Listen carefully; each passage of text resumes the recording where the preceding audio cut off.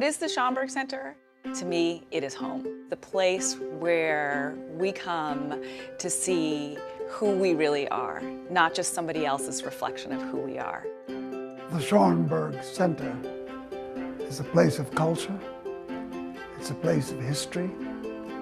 It's a place of knowledge. The Schomburg Center, to me, is a repository of all of the things that has documented our sense of worth as a people. For me, that means that it is a place of immense power. The Schomburg Center is a public research library and a cultural institution. For the study of the Pan-African world. It is perhaps the best in the world. My Schomburg Center is Arturo Alfonso Schomburg. Arturo Schomburg said, Black history and culture and intellect exists at a time when most people didn't believe that. He collected those evidences, and that became the beginning of the collection. And it has expanded and has grown to where it is now a world-class institution. It holds over 10 million items. There's no parallel anywhere that brings to light what we as people of color have done, what we continue to do. Black culture is all of culture. The universals that animate everyone's life happen here for all people. The Schomburg for me is one of the center pillars of Harlem. When I started the journey of finding out about Red Rooster and Harlem, the very first place I went to was the Schomburg. Researchers from around the world come and use what we have here. I could not have written just about any of the books that I've written without the Schomburg Center's archives, resources.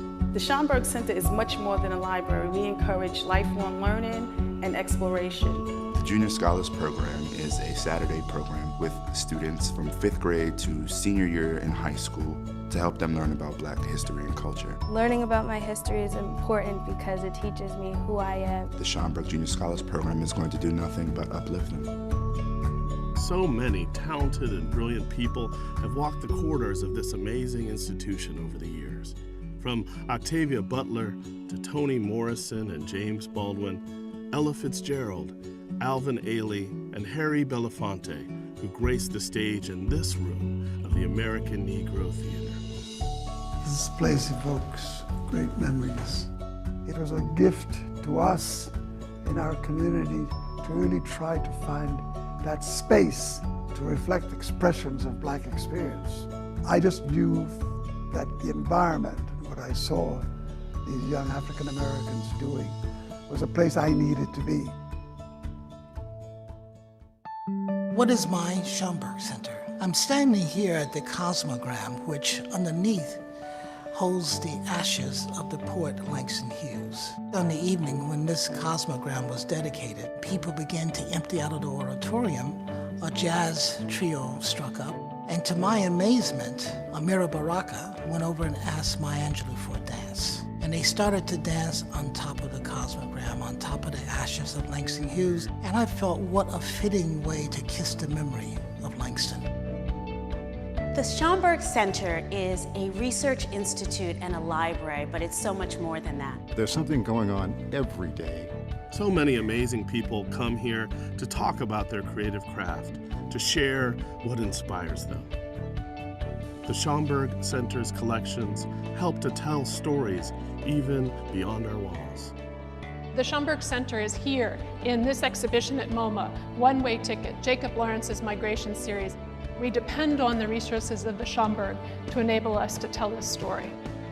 Thinking about the implications of the past on the present is absolutely crucial for understanding the next steps, understanding what we have to do to go forward.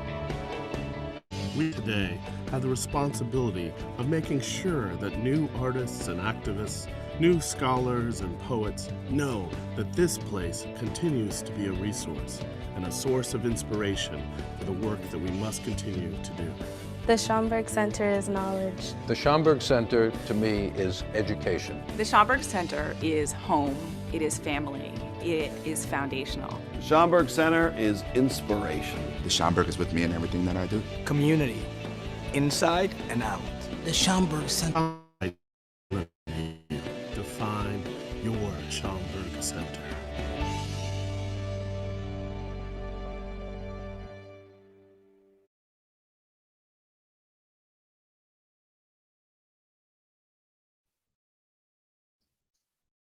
Good evening. My name is Novella Ford, the Associate Director of Public Programs and Exhibitions. And as you saw in the video, the Schomburg Center is dedicated to the collection, preservation, and interpretation of global Black experience. To learn more about the center's research divisions, public program will be taking place in 2022. We so appreciate you for joining us for tonight's virtual program, the last of our Conversations in Black Freedom Studies series. Tonight's conversation brings together 4 scholars whose work examines the long history of Black women's strategies for combating racism and misogyny through collective action in spaces as varied as prison and the digital world. Barbara Smith's lifelong commitment to activism will ground an intergenerational conversation where the radical Black feminism and LGBTQ+ lives will be centered. Just a heads up, you can rewatch tonight's conversation as well as any of our previous conversations on the Schomburg Center's live stream page at livestream.com/Schomburg Center. To introduce you to tonight's program and participants, please welcome co-curator of this season's Conversation in Black Freedom Studies, Dr. Robyn Spencer, who's the Associate Professor of History at Lehman College. Hello, good evening. Thank you so much, Novella, and thank you for Kalia. Thank you, Kalia, as well, for guiding us through the technical difficulties. It's great to be here. I'm Robyn Spencer, Associate Professor of History at Lehman College. Jeanne, Theoharis, and Kamosi Woodard started Conversations in Black Freedom Studies in collaboration with the Schomburg Center 9 years ago. With fewer and fewer public spaces to engage in new work in Black history, the series was conceived as a way to hear, learn, and discuss new work in Black history that can help us see the present most clearly. Kamosi took on more of an emeritus role last year, and I'm so thrilled and delighted to be co-curator this year and going forward with Jeanne. We're so pleased the Schomburg Center has continued with this series as one of its educational and public program offerings. As usual, we will be here the first Thursday of each month. We will have a short break for the holiday season and New Year. We'll be back on Thursday, February 3rd, 2022, with a wonderful program on Black New York, featuring scholars Christopher Hayes, Paul Marie Seniors, Tammy Brown, and Ariella Rotramel.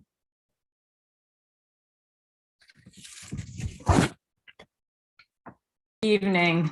I'm Jeanne Theoharis, Distinguished Professor of Political Science at Brooklyn College and co-curator with Robyn of the series. And it is so wonderful to be here together in this online space tonight.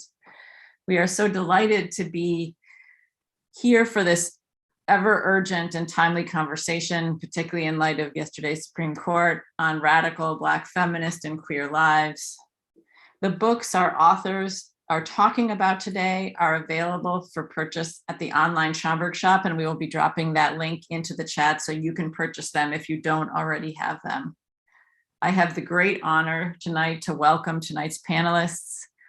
First, Barbara Smith was co-founder of the Combahee River Collective and Kitchen Table Press and author of numerous books, including Homegirls and Ain't Gonna Let Nobody Turn Me Around, 40 Years of Movement Building with Barbara Smith. Emily Thuma is Assistant Professor of Politics and Law at the University of Washington, Tacoma, and author of All Our Trials, Prisons, Policing, and the Feminist Fight to End Violence. Moya Baily is Associate Professor of Communication Studies at Northwestern University and the author of Misogynoir, Transformed, Black Women's Digital Resistance. And Laura Lovett is Associate Professor of History at the University of Pittsburgh and author of With Her Fist Raised, Dorothy Pitman Hughes, and the Transformative Power of Community Activism. Welcome, welcome. It is so good to have you with us.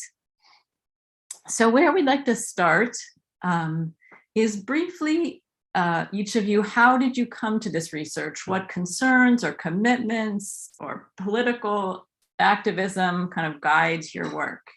And Moya, we'll begin with you. Thank you so much for having me. I'd say that my work got started as an undergraduate at Spelman College, and it was in my organizing on campus in connection to the Women's Research and Resource Center that I was politicized and started to think about how Black women were treated in society. And it was an action while I was an undergraduate protesting some music that we felt was not actually very favorable in its representation and portrayal of Black women, that I started to think about these questions more deeply. How does media shape our ideas about Black women? And how are Black women organizing to combat those representations? So that's really my origin story.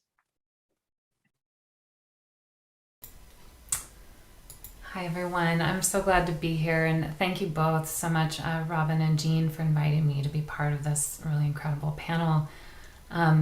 I'll just talk a little bit about how I came to All Our Trials specifically, which is a book about grassroots feminist organizing against the carceral state in the 1970s and early 80s, and particularly looking at organizing efforts that focused on the connections between interpersonal violence against women and the racial violence of criminalization and incarceration.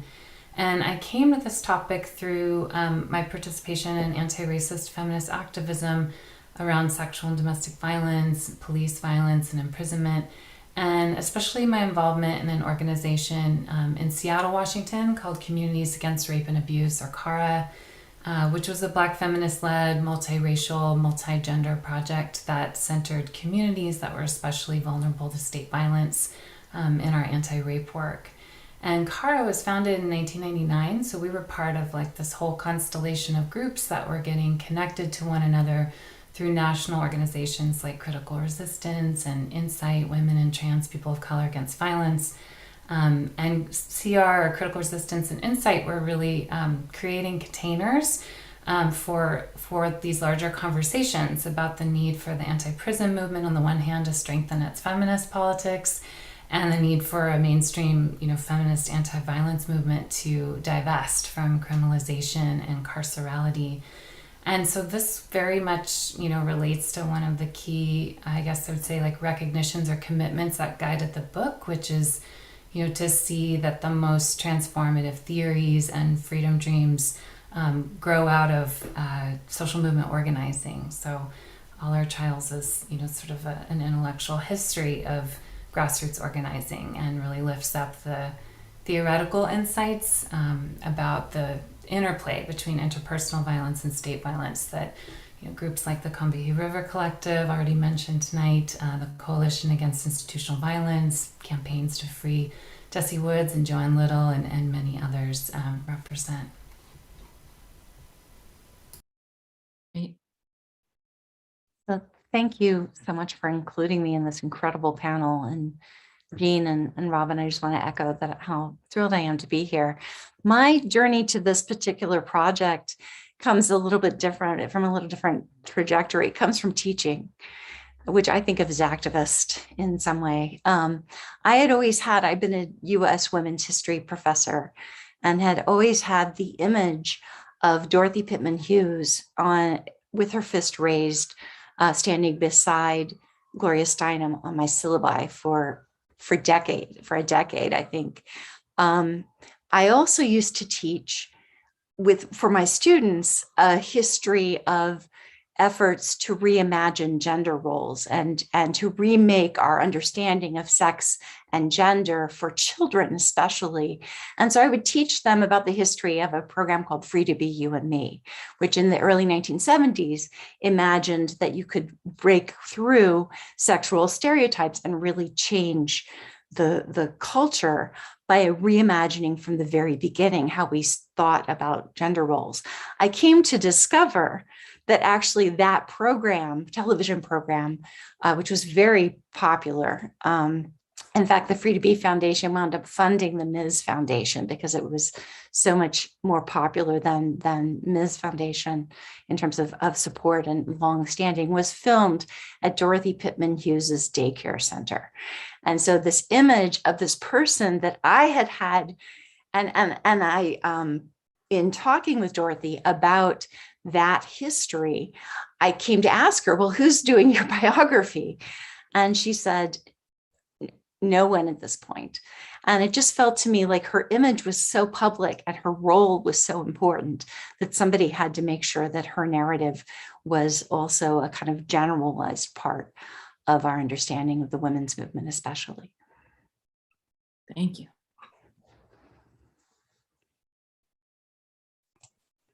Rookie mistake. Thank you so much for inviting me. It's always a pleasure to be at the Schomburg, even if it's virtually.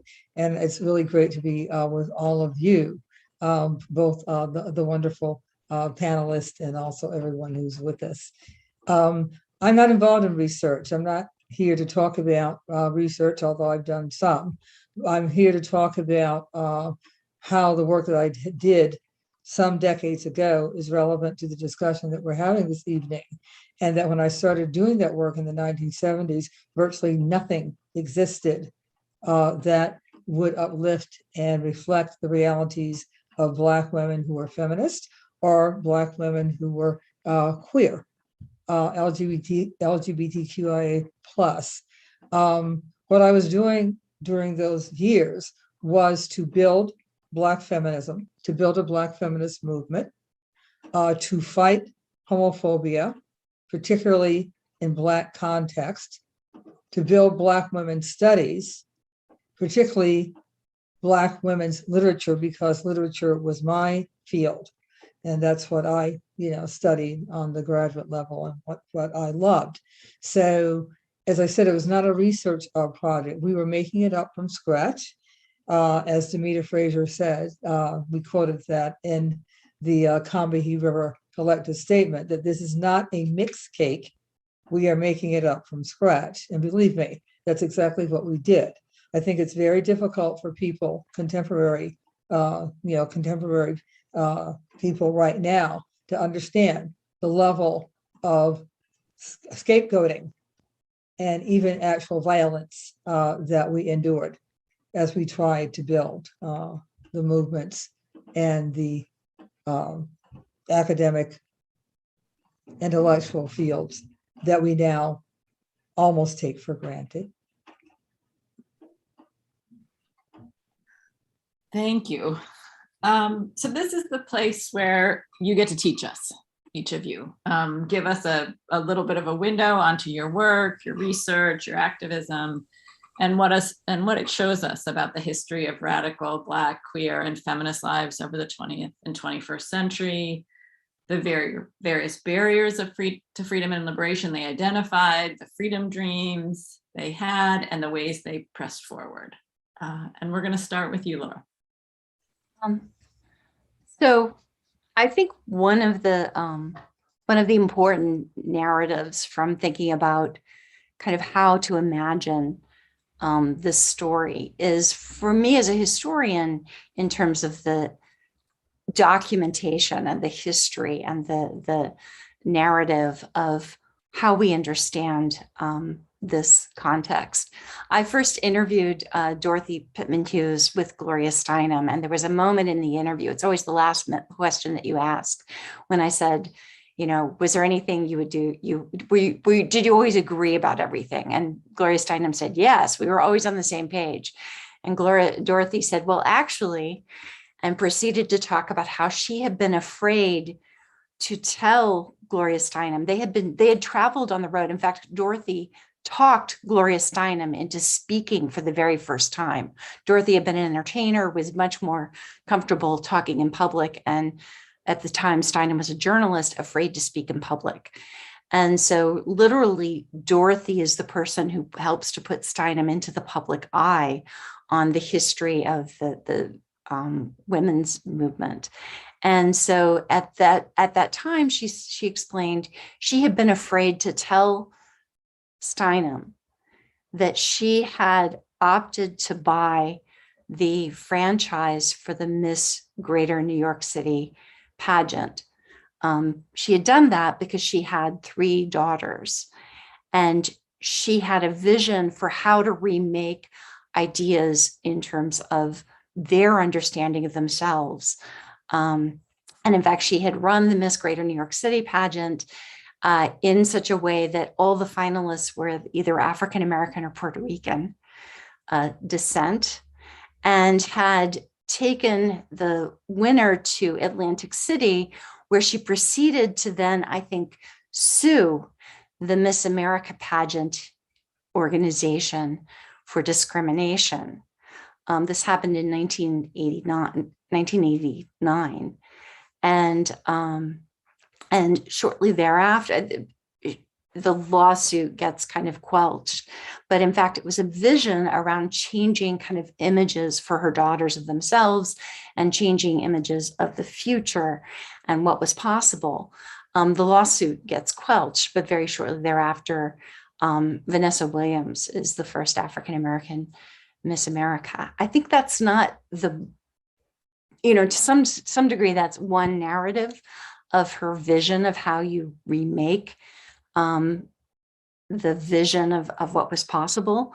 But she also imagined, that what you taught to children, right? Not only in terms of standing up for and challenging notions of what looked like beauty or what looked like what they should want to do, but to imagine the childcare center that she opened on the west side, West 80th Street, as a community center and as a place that focused on housing issues, domestic violence prevention, in addition to imagining kind of ways of remaking the way that children and people could see themselves.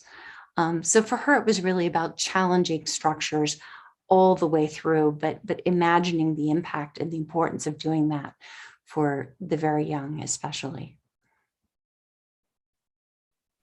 Thank you. So trying to fit into the frame of our discussion, I'm going to talk about interventions that I was involved in, and maybe I don't have a good anecdote for you, but I'll maybe try to show like how those interventions made a lot of different lives possible, including those of us who came up with them. The first intervention I would say that was incredibly important was to define something called the simultaneity of oppressions. That is, to look at all the elements of oppression that affected us as Black women, and that also had relevance for everybody else, because very few people are just one thing. And what we did assert and what we wanted people to begin to grapple with is that if we're going to actually get rid of oppression, we have to deal with all of the systems of oppression as they intersect and interlock with each other. Subsequently, the concept of intersectionality, which is now a buzzword, sadly, too often a buzzword, although it's a very sound concept, subsequently that came into existence. But we were talking about this concept in the mid-1970s, and intersectionality, which was a term developed by the brilliant legal scholar Kimberly Crenshaw, emerged in the late 1980s. So you can see that there was a trajectory and a path. Another thing that we brought out was identity politics, also completely maligned and misunderstood.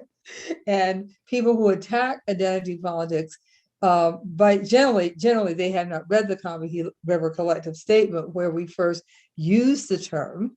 What we meant, and here's a notion, as Stacey Abrams announces that she's running again for governor, but what we asserted is that Black women had a right and have a right to define our own political agendas. In other words, that we didn't need to be subjected to the patriarchal Black nationalist agendas that characterized Black liberation movements at the time, nor did we have to be subjected to the ignoring of race as and how it connected to gender that characterized the white women's movement. And the thing I think that makes Combahee really significant, and the reason it appears to be very up to the minute. And the reason that people still pay attention to the ideas is that we were anti-capitalist, that we were part of the left, and we also were organizers. We weren't just thinking about how difficult it was to be a Black woman under a white heteropatriarchy, under white heteropatriarchy and racial capitalism. We weren't just thinking about it or talking about it or being clever about it on social media, because social media was a letter with a stamp on it in those days. But the thing is that we wanted to do something about the situation. So that's what I have to offer at this point. Thank you. I guess I would say there were two very closely related interventions I was trying to make in all our trials. The first would be to show that the sort of question of whether and how to engage the criminal legal system in anti-violence work was really fiercely debated among feminist activists in the 70s and early 80s, which is to say that what we now call carceral feminism, which really, kind of began to be built in that decade, was really fiercely challenged from the beginning. Black feminists and queer women, as Barbara was just describing, were really in the vanguard of this kind of pushback and in developing, an anti-carceral or abolitionist feminist politics, meaning like a feminism that, rejects the idea that sexual and domestic violence can be like policed or incarcerated out of existence in a racist and capitalist and heteropatriarchal society. The grassroots movement to free Joanne Little was really especially important to making this kind of politics possible. Joanne Little was a young Black woman who faced the death penalty in North Carolina in 1974 for defending herself against a white jail guard who sexually assaulted her. And she was incarcerated at the time for burglary and theft in the eastern part of the state when the assault occurred. And she gained a hold of an ice pick that the guard was using to threaten her, and she stabbed him with it. He died of the wounds, and she was prosecuted for murder. And her, the mobilization to free Joanne Little and other cases that involved criminalized Black and Indigenous and Latinx survivors, really changed the game in terms of the conversation about the dangers of a kind of law and order feminism, and also inspired a number of Black community activists like Nikenje Toure, Deirdre Wright, and Loretta Ross to become, leaders in the anti-rape movement of the 70s, and to, forge organizations that refused to accept law enforcement funding and tried to imagine, more transformative responses to violence, interpersonal violence. And then I think like the second and related intervention would be to, try to rethink the geography of both like feminist anti-violence organizing, what we imagine that looked like in the 70s, and also prison organizing in that period. So, when anti-gender violence activism gets reduced to the Rape Crisis Center or battered women's shelter movements of that decade, we miss this whole other landscape of political work that was happening inside and around women's prisons, multi-issue coalitions, and participatory defense movements like the Campaign to Free Joanne Little and many others. And these other kinds of mobilizations were creating a whole other set of political openings for the kind of intersectional feminism that Barbara was describing. I think I'll leave it there for now. I think maybe the last thing I would just add is that participatory defense campaigns in particular were these really messy and, coalitional spaces, really broad spaces. And the book, tries to show how they became portals for some activists, to kind of tumble into prison activism and the ways they moved from a politic of like free Joanne Little to free them all, right? So that kind of shift to an abolitionist consciousness. Thank you. And just before Moya starts, just as I put in the chat, we want questions. Please feel free to put questions in the chat. We're going to get to them in a few minutes. So just start thinking about your questions. And sorry to cut, Moya, just jump right in. Sure. Well, one, I think it's so helpful having this going last because I see my work as really showing a bridge and a trajectory of the movements and the organizing that Black women have done before this digital moment that we're in. One of the things I do in Misogynoir Transformed is trace how I started to think about coming up with a name of how that specific anti-Black racist misogyny was being enacted, and noting that it's something that Black women have been talking about for a very long time, just not in those terms. And I definitely see the Combahee River Collective statement as part of that trajectory that I imagine this term fitting into.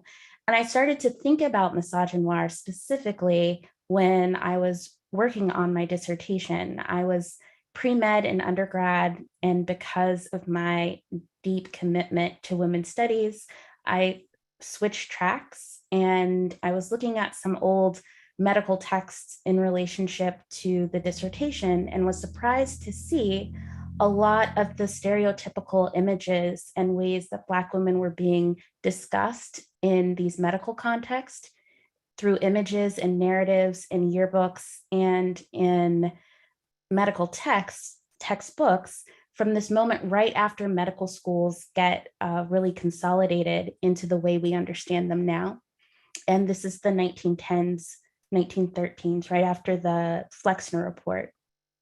And I'm doing this research at the same time that I am seeing images and representations of Black women on television that actually haven't changed that much from these images nearly 100 years ago. And it really got me thinking about what is it about this specific representation of Black women that is still animating how people treat Black women, and that it's not just something that stays in one area.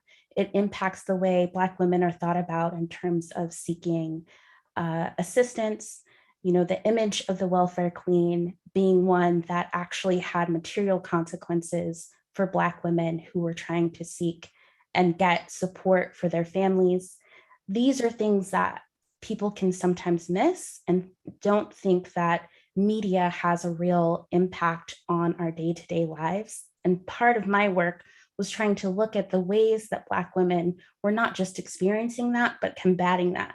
And what this digital moment actually affords is the opportunity for people to speak back and to take these digital platforms that have been used to harm them and challenge some of those representations through the content that they create.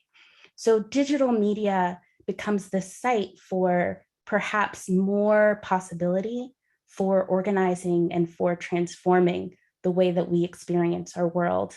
And the last thing I'll say is that another really important part of what I was thinking about with Misogynoir is that some of the people who I see most active in doing this work have been queer and trans Black women who have been at the forefront of using this digital media to challenge some of these representations. And when I think about who is kind of the vanguard and who's leading the call and charge, it's often been queer and trans Black women who are saying that this isn't okay. And that's come in the form of different hashtag initiatives and campaigns, in different web series, and also in the kind of content people are creating on a site like Tumblr and other social media platforms.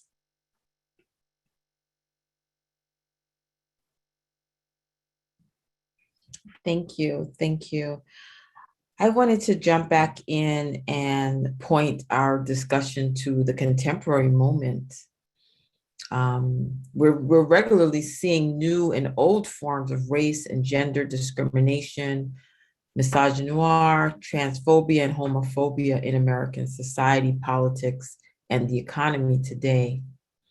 But can you give us some models from history or from the recent past that can show us a way forward?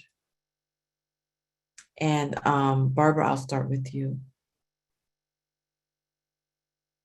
Thank you, Robyn.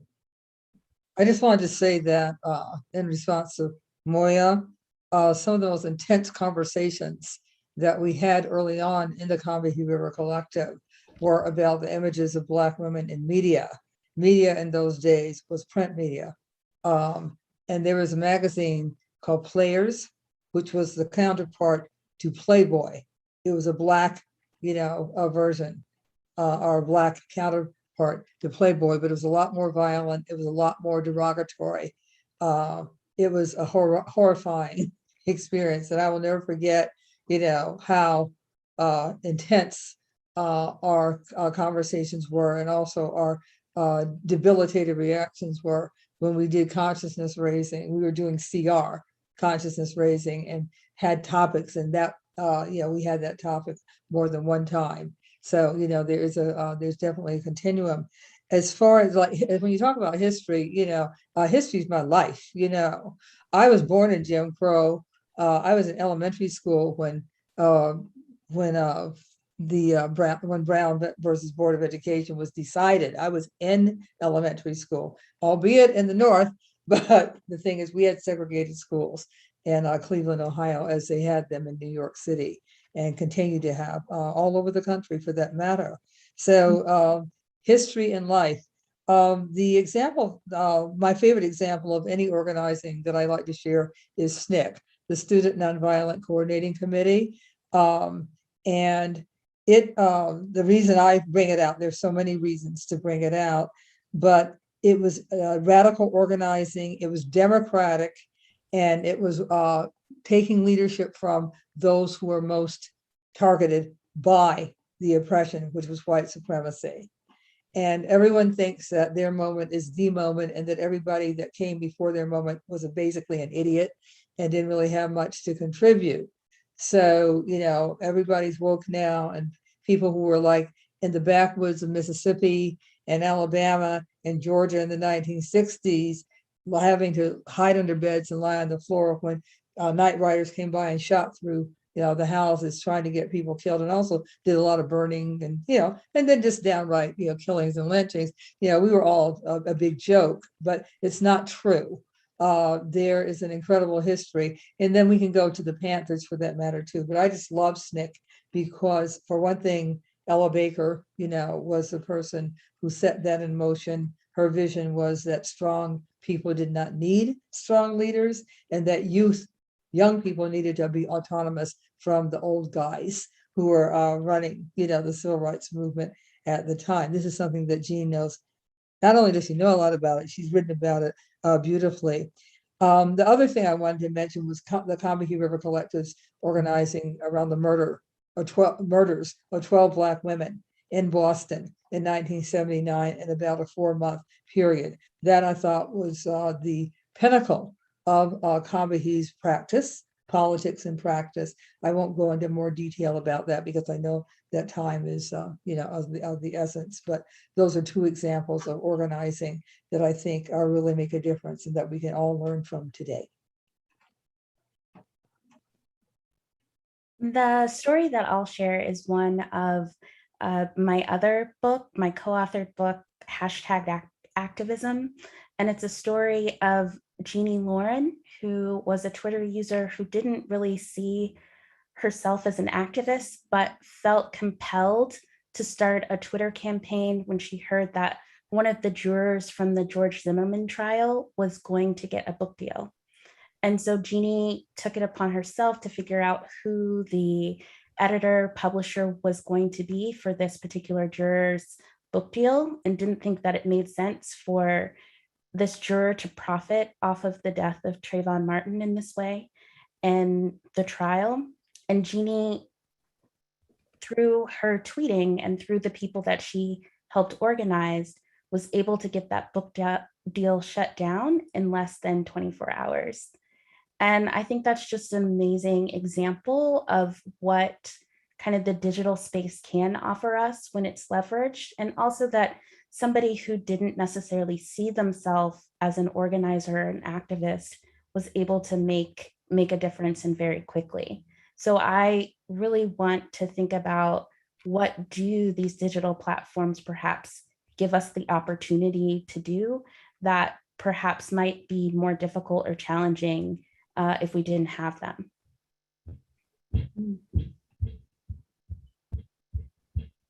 So I want to share kind of a vision that I think suggests a model, and this is based on Dorothy's work as well.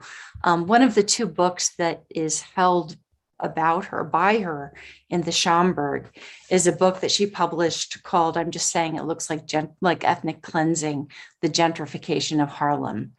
And she wrote that book in direct reaction to what she saw as an undermining of her community and of resources in the community. And so she was able to name what she saw coming in, and is one of the first critical assessments of that and of what was called the Upper Manhattan Empowerment Zone, which was facilitating the removing of local businesses in Harlem and the consolidation of resources.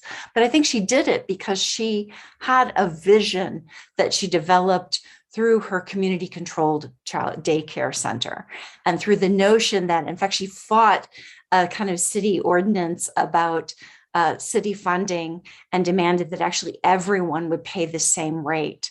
At the time, it was $5 a day, which seems unimaginable, right? But it was a vision that, in fact, everyone ought to have a stake in a central model and a place. And she worked with parental volunteers and resources, but really imagined that everyone having a stake in their community was absolutely the most important way to make control. And so I think that part of her activism is a part that I hope and I see us kind of continuing to have conversations about, but also taking the courage to name things as she did, right?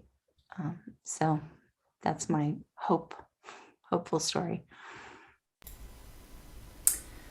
I really love this question. And I was thinking about the work that Combahee did around the murders in Boston when it was posed to us. And I think something that links the activist formations I write about in the book with the work that, prison and police, abolitionists, feminists are doing today is the commitment to, linking different forms of violence and different forms of incarceration, and doing that through coalition politics. So I just would echo Barbara that perhaps there's no better example of that than the work that Combahee did in the vanguard of the Coalition for Women's Safety in Boston in 1979. They were not only generating all these different neighborhood-based, prevention and intervention efforts, but at the same time they were fighting for the freedom of Willie Sanders, who had been falsely accused and prosecuted for the rape of several white women in the city. And making those links, making those connections in real time and through collective action. Just another Massachusetts example, the Coalition to Stop Institutional Violence, which brought together local groups who were part of radical health and rape and domestic violence and anti-psychiatry and prison reform and abolition movements, bringing them all together to fight the creation of these behavior modification programs that targeted imprisoned women who were basically pathologized and punished for challenging their conditions of confinement. And this coalition came up with this term, the prison psychiatric state, really trying to understand those connections between these different systems of confinement and control. And I think we see that through the work of groups like Survived and Punished today, and the California Coalition for Women Prisoners, and the National Council for Incarcerated and Formerly Incarcerated Women and Girls, and so many others. And I think what all of those groups also do, which is something I tried to lift up in the book, is they engage in inside-outside organizing to make sure, as Barbara said earlier, that those who are most vulnerable, to state violence and most impacted are subjects, of and leaders of the struggle, and also so that the survival of currently incarcerated people is at the heart, right, of prison abolition work. I'll leave it there. Thanks. Thank you. Thank you for that. I wanted to open it up to the audience, remind you, if you're out there watching us on Zoom, to please put your questions into the chat, into the Q&A function, so that we can bring your voice and your queries into the larger conversation. We've already got some questions, so I wanted to start there from our audience. Okay.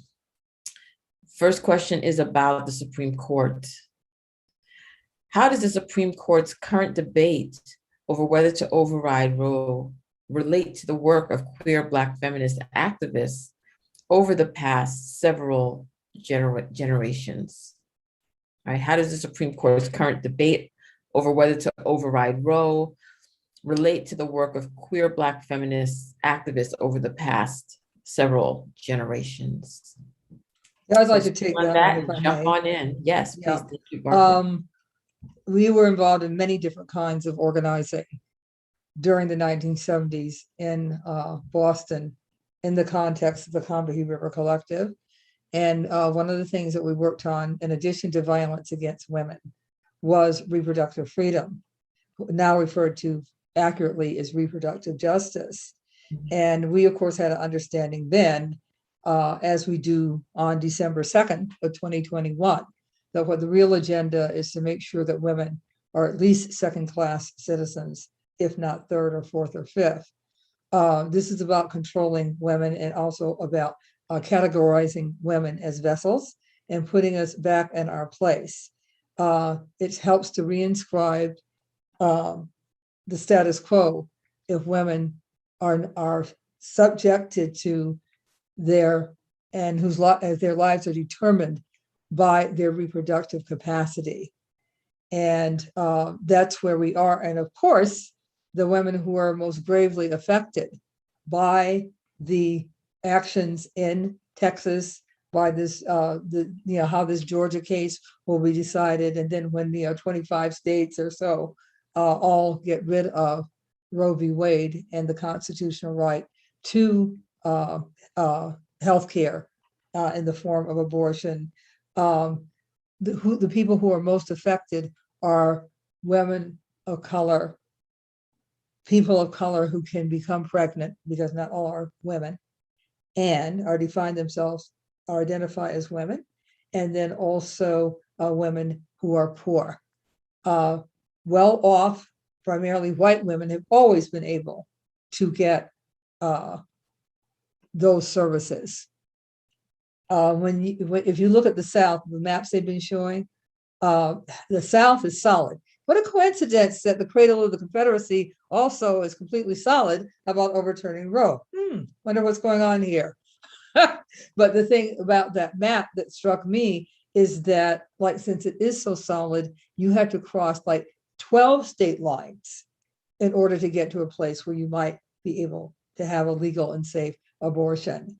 One of the things that we did in Combahee that I love talking about was to hand out information about reproductive freedom at Dudley Station in Roxbury, which is I don't know if there's a counterpart location in Harlem, but Roxbury is the counterpart of Harlem in Boston. And Dudley Station in Roxbury was a huge transportation hub with both an elevated subway and many, many buses. And we actually took it upon ourselves to hand out pamphlets about the right to abortion. And we also made a button that Demita thought of that said, "The right to abortion is a woman's right to life."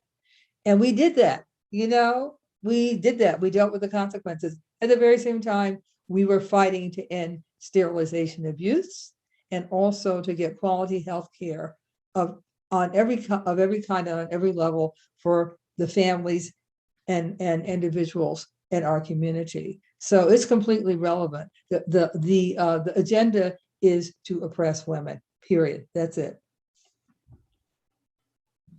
Thank you for that, Barbara. Any other comments from any of the other panelists on the Supreme Court?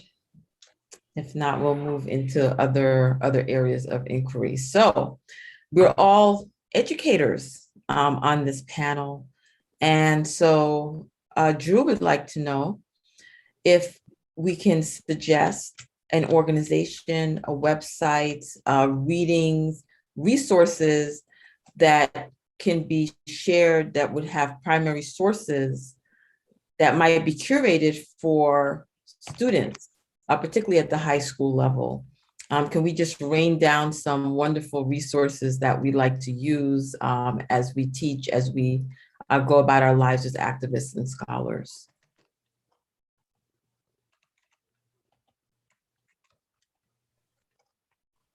I put in the chat the Voices of Feminism collection, that Sophia Smith collection, which is a series of oral histories, including numbers of them conducted by Loretta Ross. I think Barbara Smith's interview is there, but especially a sort of focus on if you're interested in thinking about how to let young people discover these issues and the history of reproductive justice. It's a really marvelous, marvelous resource.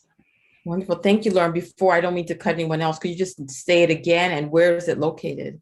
Is it online, available online? It's in the chat. It's perfect. The Sophia Smith collection, Voices of Feminism.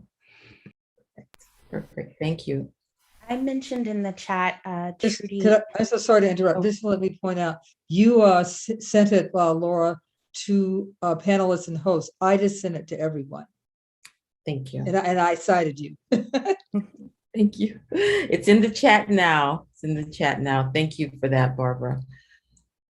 I was just going to say, I put in the chat the blog Gradient Layer, which is now, Trudy isn't actively updating that blog, but I think it does a really great job of explaining what misogynoir is like, what it feels like for Black women, and uses a lot of contemporary examples to talk about how misogynoir shows up in everyday life. I'd also add a text that I use that I think is really accessible for students is The Color of Violence, which is an insight collection that really does an excellent job of talking about all of these issues in different social contexts around the world.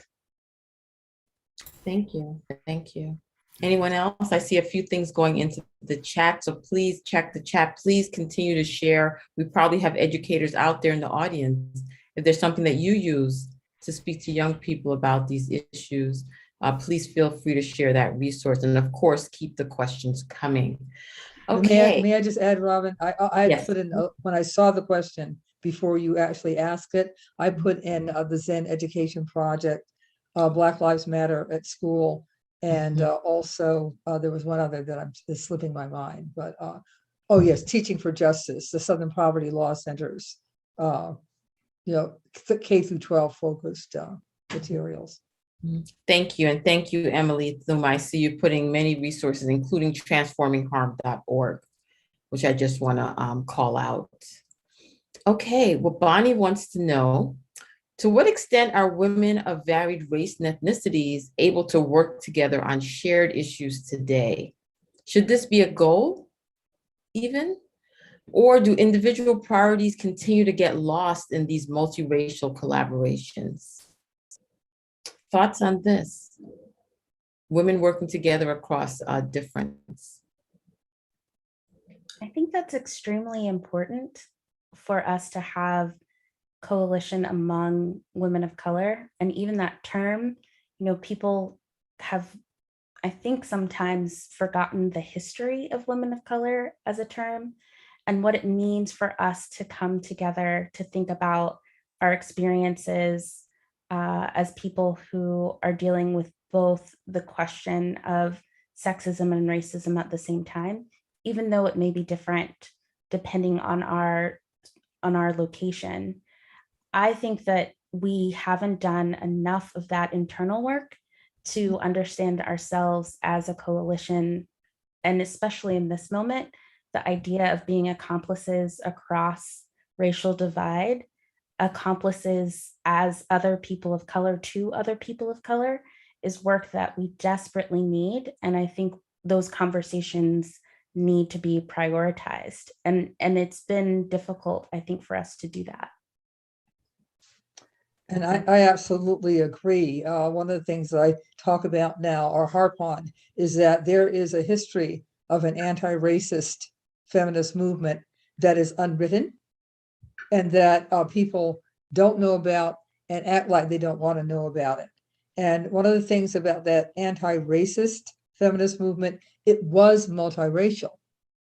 So, all the things, there are a lot of books now about white feminism.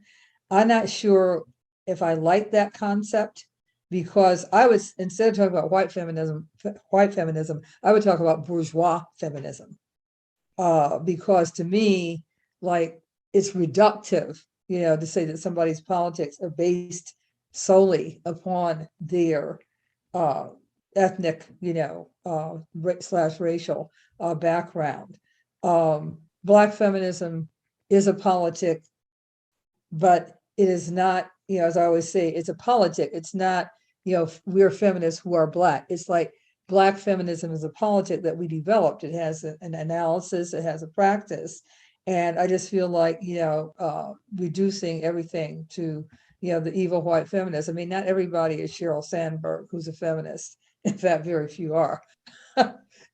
So, yeah, I think all is possible. And as I said, that history of anti-racist feminism is really important to know. You can go back to the late 19th century and even into the early 20th and see that there were white women who were in solidarity, particularly around racial oppression. That again, that gets thrown out. And with the attacks on critical race theory, you can see how and why they wish that to be the case. Those people do not want their precious white children to have any inkling or clue about what kind of country they're actually living in. We've got to protect those white children from having any anxiety at all about whether this is the greatest country in the world, at the very same time that children of color are living in that bad America and in that bad history in the present. So I think all is possible. It's the politics that bring people together, not necessarily the background. I have more in common with some people whose race, ethnicity, background, nationality, religion, you name it, sexual orientation, are totally different from mine than I do with people who have the exact same identities that I do, because we share politics, or either don't or don't. Mm-hmm. Thank you. Thank you. I didn't know if you were trying to say something, Laura, but Can yes. I just really quick throw this in? Part of the reason I did the book that I did is because Dorothy Pitman Hughes and Gloria Steinem intentionally tried to demonstrate by talking about the difficulty of working in collaboration together in the public sphere for an entire year and a half, when Steinem begins to get made into the figure of white feminism. And I think one of the things I could mark was the way in which the press helped to sort of erase Dorothy and to move Steinem into that central perspective, right? So sort of one of the things we have to do is to test and to question what we think we know. And I just wanted to drop in that the phrase women of color, right, comes out of the 1977 National Women's Conference Coalition working together with the Black women's agenda. Black women came in with an agenda and they managed to sort of remake what was at the time called the minority women's plank into a new and visionary remaking of how we could approach the women's issues and agendas across the board. So that history of that term, I think, is important and something we have forgotten. And Barbara was there. Thank you. Yes, it's been amazing to hear that history and the scholarship come together. They just are so closely connected. So on that note, we have a question from Letty about capitalism. First of all, her first comment is that it's a pleasure to listen to you all. The second question, the way that she goes, she wants to ask you to talk about your activism regarding anti-capitalism. Can we use the tools of capitalism, or how do we approach this problem? So feel free to tackle this question any way you want, whether it be from a research angle or what you're researching, or your own activist work.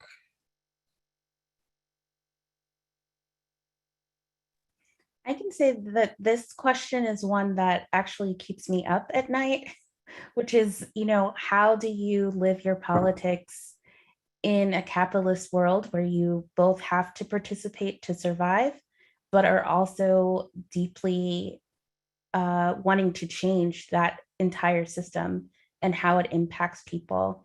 So one of the ways that I have thought about this is to take it out of an individual realm and to think about the work that you're doing in coalition and in solidarity with organizations that have an anti-capitalist frame and participating in projects that actually lift that up. So I am part of the Allied Media Projects, which is a Detroit-based organization that supports movements by doing work around media and technology to make the voices of movements stronger and to provide the platforms and infrastructural resources that movements need to keep going.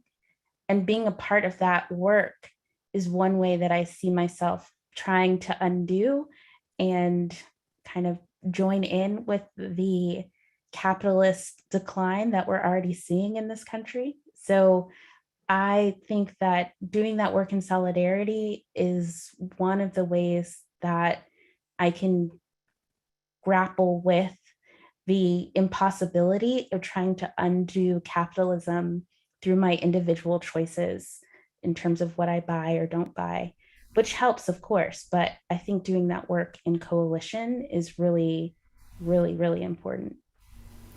I really appreciate that so much, Moya, particularly the point about just the importance of organizations. And, I guess I'll kind of come at this question in relation to prison abolition and say that, speaking of buzzwords, we're in a moment, right, where, the word abolition is everywhere. And, to me, and I think to many who have been so instrumental in, kind of building our contemporary prison abolition movement, it is necessarily anti-capitalist. That capitalism and, carcerality, they both thrive on, creating populations and marking them as surplus and as disposable, and on a scarcity mentality and on various forms of exploitation and hierarchy. And it doesn't work to sort of analytically set them side by side like that. But I think, I think that the work today of trying to dismantle policing and imprisonment and build out a different kind of world altogether, it necessarily, that's a left project. That is about, root level systemic transformation. And so I always get kind of allergic when I hear people wanting to kind of say, oh, abolition isn't actually a radical demand. It's just suggesting that we should, let some people out of prison. I'm like, actually, no, that's not abolition at all, right? So to the extent that that term, can continue to be, to be a deeply meaningful one, and of course it will always be because that term has such a rich and important and layered history. But in this moment, I think it's more important than ever to be explicit about the fact that, right, you can't, the project of building a prison-free world is fundamentally about building a new economy. And Robyn, would you mind repeating the question? I was so busy writing in the chat about having been in Houston for the National Women's Conference, where the term women of color is coined, that I missed the question. Oh, yes, no worries. So the question was about capitalism, really asking about, asking people to talk about their activism relating to anti-capitalist work, and how can we use the tools of capitalism, or how do we approach the problem of capitalism in our organizing and activism and teaching and writing, however you want to grab onto that question. Yeah, I don't want to say something that's not relevant to the question, but as a socialist, I see everything being rooted in the fact that we have a violent capitalist economy, political economy, that decides the quality of people's lives in the most destructive and cruel of ways for one purpose, which is profit. And when Emily was talking about how you can't have the kind of carcerality that we have in the United States and elsewhere too, without, that capitalism, really breeds that. It's also, I thought about like when I was trying to talk about how controlling women's reproductive choices feeds capitalism as well, because one of the things, women's labor, social reproduction, we reproduce the workforce, we make it possible for workers to come into existence and to function so that those jobs can, those exploitative jobs can be filled. But the unpaid labor of women, all of it is tied.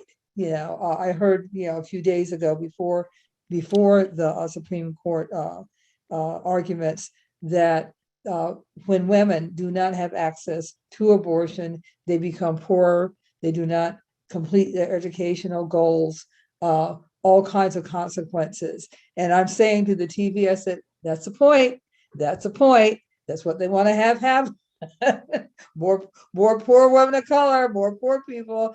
Yeah, sure. Because, and see, that's the school, well, it's not even the school, it's the womb to prison pipeline, those poor families, like what happens to those kids sometimes? They end up in the prison system that Emily, focuses her work on. So it's just all of a piece. But I know that we're not going to have anything like freedom until we shift to some kind of economic, political, social organizing that puts human needs first. Thank you. Can I just chime in a tiny bit? Yeah, my prior work before I came to this last segment was looking at the relationship between eugenics and redlining and asking the question of how we decided to invest in subsidizing home loan mortgages, right, which become the basis for a large part for the discrimination. And part of that is about reproductive pronatalism and deciding that we needed to subsidize a particular version of the middle class to reproduce. And that was a particularly raced and classed vision of who should be reproduced. So in some ways, this project comes out as a reaction to how can we work against those kinds of models. So I think naming it and understanding that violence and understanding that agenda around reproduction as well is important. Thank you. Thank you. The final question that we'll take from the audience tonight is coming from Nicole. Audre Lorde talked about and centered the erotic in her work as key to Black feminism. I feel like we've forgotten about the erotic in Black pleasure. Do you still see the erotic as a radical feminist medium? If so, any recommendations for how to embed it in our movements? If not, why not? A question about erotic and joy, pleasure. Yes, I think people have started to take this up again. Not that it hasn't always been there, but there is more conversation now. And one of the ways that you might find a conversation about this is through the work of Adrienne Marie Brown and her book called Pleasure Activism, in which she talks specifically and builds on Audre Lorde's uses of the erotic to talk about what pleasure means and what it means for our future and our imagined liberatory world that we hope to create. Because again, of course, we don't want to do all of this work, destroying capitalism, upsetting all of these things to live in a world that actually is no fun, isn't what we want it to be. And her book is helpful also in trying to get people to think about who gets to be in these revolutionary imagined futures, so that it isn't just the playground as we've seen in some future scientific utopias, that it's only the playground for the able-bodied or for people who are thin or etc. There are real opportunities for us to imagine all of us coming into the future. And I think speculative fiction is another place where I see a lot of organizers trying to think about and imagine, what does pleasure look like in a world where we are really free? How are we thinking about what our sexual practices are if we don't have the same hierarchies and infrastructure informing and subtly really shaping the way we think about love, sex, and all other aspects of the erotic. Thank you.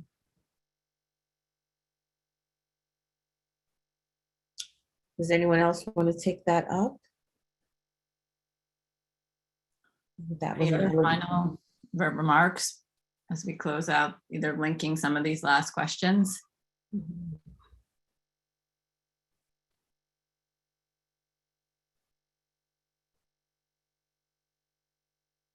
Okay, well, it's been such a joy. I'm going to turn it over to Jeanne, who will make some final remarks. First, we just wanted, Robyn and I wanted to thank both this panel and then the audience. We're sorry about the technical difficulties at the beginning, but thank you so much for this conversation, for this community tonight. It feels particularly kind of moving to be together tonight. After the break for the holidays, we are back always on the first Thursday of the month. So our next first Thursday program will be Thursday, February 3rd, 2022.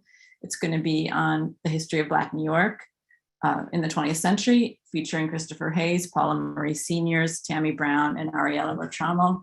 Again, if you don't have our panelist books, they are available online at the Schomburg shop. Please get them. And thank you so much for joining us tonight. And oh yeah, and please follow us at Schomburg CBFS on Twitter. Thank you so much and have a good and safe evening. Thank you, everyone.